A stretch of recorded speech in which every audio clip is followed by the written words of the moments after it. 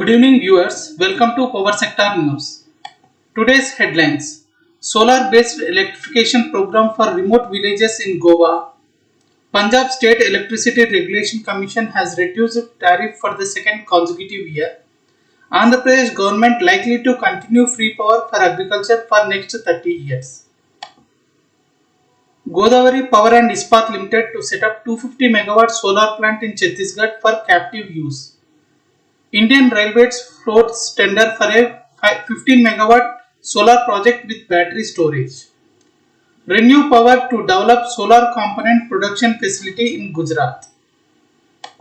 Coming to the details, on 60th Goa Statehood Day, Chief Minister Sri Pramod Sawant has inaugurated solar electrification program for remote villages hamlets of Goa.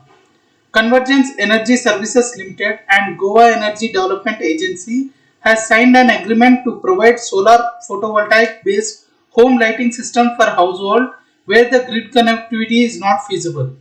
CESL will install and maintain solar photovoltaic systems for 5 years under the Remote Village Electrification Program.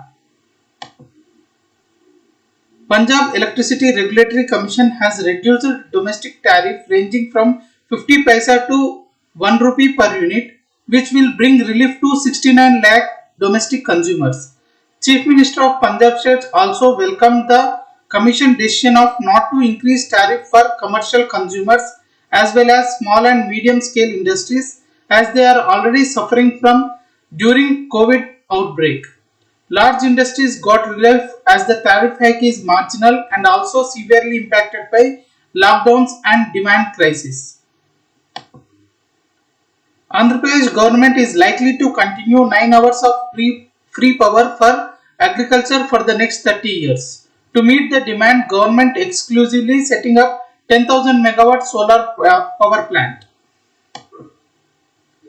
Godavari Power and Ispat Limited, a steel manufacturer in Chhattisgarh, announced to set up 250 megawatt solar plant for captive use with an estimated cost of 750 crore rupees.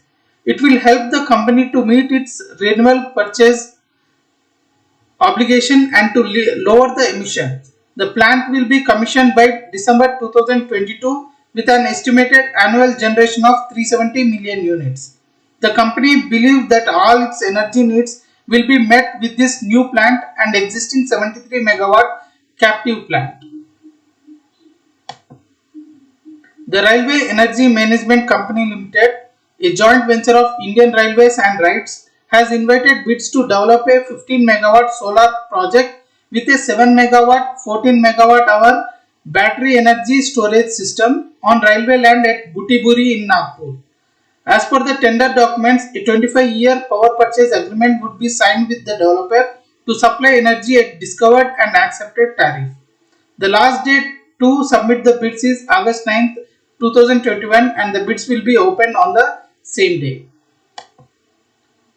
Gujarat government allocated 100 acres of land to Renew Power at Dholera to develop a solar cell and module manufacturing facility with annual capacity of 2 gigawatt. This manufacturing facility will not only help reduce import dependency of the solar sector but will also play an important role in fulfilling the Honorable Prime Minister's vision of Atmanirbhar Bharat. Coming to the price discovery at power exchanges, National Load Dispatch Center has scheduled 150.57 million units of power for tomorrow that is cleared through Indian Energy Exchange. Coming to the price discovery details, price discovered during night 3 rupees 67 paisa per unit, price discovered during day 2 rupees 65 paisa per unit, price discovered during evening hours 3 rupees 78 paisa per unit, price discovered round the clock 3 rupees 20 paisa per unit. Weighted average price is 3 rupees 25 paisa per unit.